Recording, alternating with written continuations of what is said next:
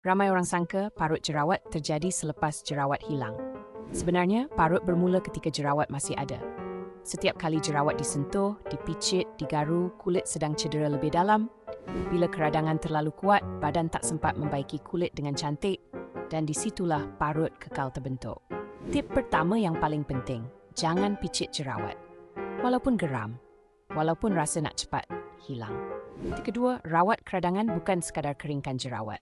Kulit yang terlalu kering, terlalu keras dirawat, lebih mudah meninggalkan parut. Tip ketiga, yang ramai abaikan, lindungi kulit daripada matahari. Parut yang terdedah kepada UV akan jadi lebih gelap dan lebih susah pudar. Ingat satu perkara ini, jerawat boleh hilang dalam seminggu, tapi parut boleh tinggal bertahun-tahun. Jaga kulit dengan bijak, bukan dengan paksaan. Kulit yang tenang lebih cepat sembuh dan kurang meninggalkan parut.